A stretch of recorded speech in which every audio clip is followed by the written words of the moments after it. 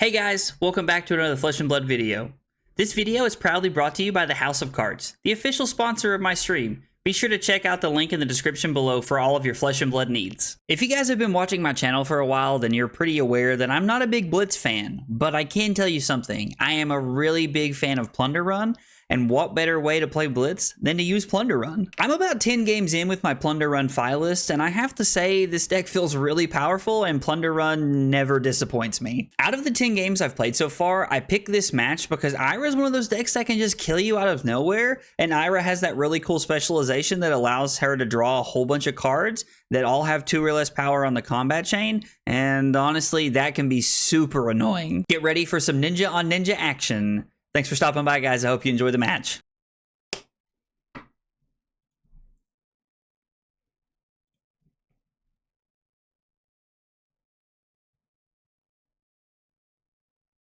Yeah, I'll just take one here.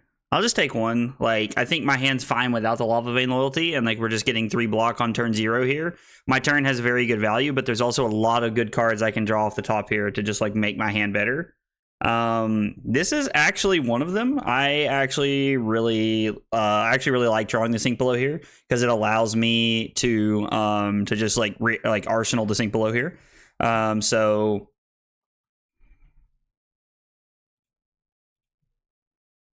let's go Kodachi. We can go 1, 2, 3, 4, 5 chain links here.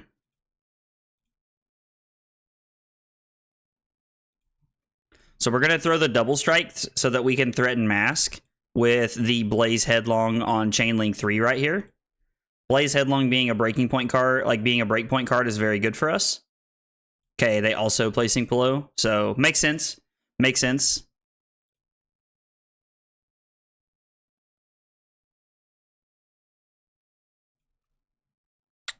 We'll go ahead and throw the other Kodachi here.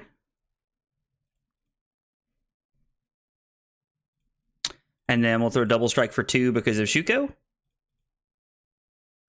And then I could technically activate Fai if I wanted to like put another chain link on the board, but like I have to pitch my sink below, and I think keeping the sink below is just better here.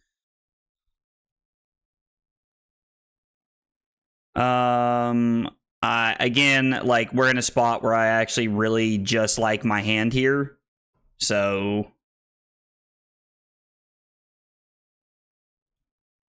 I think I'm okay just taking 4 here and trying to wait for something a little bit more like pungent, a little bit more powerful here instead of just throwing my sink below at the very first card that comes at me. So I'll just go to 15 here. They do activate the Vest of the First Fist.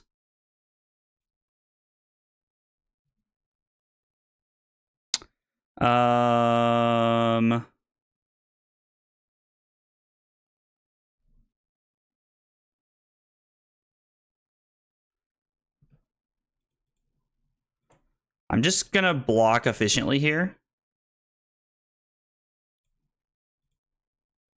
The Snapdragons is fine. I don't think I want to bottom any. Well, actually, I'm sorry. I apologize. So I'm going to play this, and then I guess I'm just going to put the Bittering Thorns on the bottom, and then this is automatically a better hand than like keeping the Bittering Thorns here. I may use the sink below on my turn. And if I do, then that like if I use the sink below right now on my opponent's turn, then that would, what is this? This is just a 1 for 4. So I can go to 11, arsenal my sink below, and then threaten mask here as well.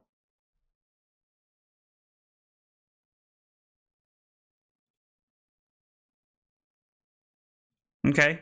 Yeah, I feel like that's an extremely inoptimal use of breaking scales. I didn't even decide to block with it. I feel like you were definitely better off to block the second Kodachi with the breaking scales here, or block any Kodachi with the breaking scales here. When I pitch a Minnowism, you know that we're looking at second Kodachi, but I think they would have been better off to block with it and then just use it this turn. They get 1 more point of value out of their card, and I just, like, it's very, very suboptimal use of Kodachi right there. Or of breaking scales, not Kodachi. Very suboptimal use of breaking scales there, in my opinion. So kind of surprised to see my opponent do that. They're just gonna block 4. Okay. So we get some good cards out of their hand, and then I'm just gonna arsenal my sink below here, and then I really like this hand. This seems like a very solid hand here. Just gonna take the Kodachi, go to 9. We are a little bit behind on life total right now, but we are also in a spot where, like, I feel like we're in a pretty good spot right now. We have a lot of equipment block left. And we're only down 5 points. So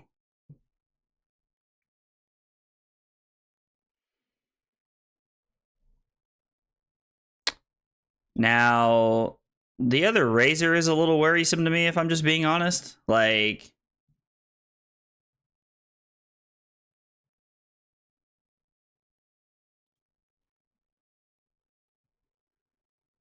I think I just want to play Sync and put the brand on the bottom. Or maybe I'm putting the Empowerment on the bottom. I don't know. That's a 0 for 4. Yeah, let's just go ahead and Sync and put the brand on the bottom. I think that's going to be our best play.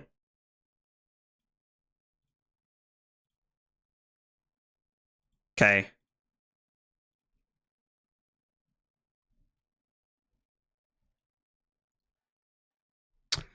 So now let's think about our turn and how this looks for us. So we're down 6 points. We have an Ancestral Empowerment. I kind of want to pitch the Salta Wound here to play the Belittle and then use the Empowerment. I think pitching the Empowerment is definitely a much worse play for us because the Salta Wound is good, don't get me wrong, but I also like the value that we have of the potential value we have of getting off of Ancestral Empowerment. I think that that gives us a higher upside. I think we have a better chance for upside by doing that, and I really like that opportunity that we're presented with here. Okay, so they don't give a card there. They're gonna go to 10. We're gonna play Kodachi. The Kodachi is our second chain link. Now from here, I'm gonna throw Brand with Cinderclaw because we can also use our second Kodachi after this to have a Draconic chain link, and we also get to use our Ancestral Empowerment here to push a Mask hit, which is super strong. Like, we're getting a lot of value here off of that. And then we're gonna come in with Kodachi. We're going to activate Fai. We're gonna come in with Phoenix Flame for 1. The only thing that like could have been like really good for us there, like would have been like being able to play the Sultan Wound this turn, but the Ancestral Empowerment opened us up to a Ronin Renegade and to a Brand with Cinderclaw. We would not have drawn either of those cards had we not actually played them. Had we not kept the Ancestral Empowerment, we would not have been able to draw the extra cards there. Considering I have all of my equipment block, I think I'm going to just like arsenal my Ronin Renegade here and take the value that I can get off of having a 5-card hand here.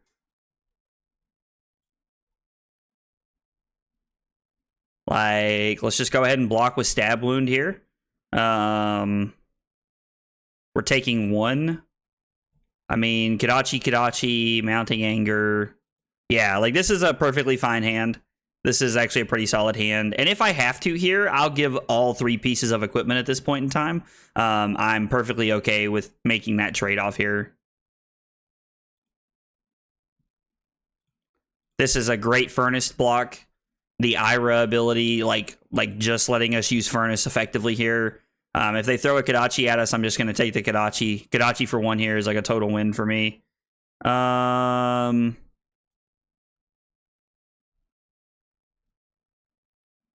I mean, like, I guess I'm okay going to 3. Am I going to get any value off of Shuko this turn? The answer is no. So if I just go to 3 and then I go to 2, I can block more efficiently next turn, I guess, if I need to. Like, it doesn't matter what they name here. And then, yeah, I'll take 1 and I'll end the turn at 2.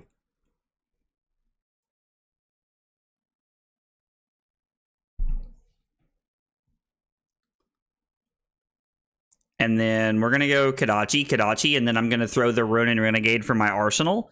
And then I'm actually going to go Rising Resentment into Mounting Anger at that point. I want to get a card out of their hand for the mask trigger right here off of the 0 for 3, and then I can threaten a second mask effect with a breakpoint card and a 4 power attack here that also gives me the ability to give +1. So maybe it's better to throw the Mounting Anger here. Let's just throw the Mounting Anger here, actually. If I throw the Mounting Anger here on this first chain link, then they're still pretty likely to block it at this point, but interesting. They just take 2. Well, we're going to come in for 4 right here. You have to give me at least 1 card, and then the Phoenix Flame is going to force you to give me another card. So at minimum, best case scenario for them is that they're at 1 and they have 1 card in hand. Because now they're at 1, they have to give me a card here. Even if they don't want to, they have to. Okay, so they give me a leg tap, and then if my hand is even remotely playable, I have an extremely... Wow, this hand is like actually just terrible.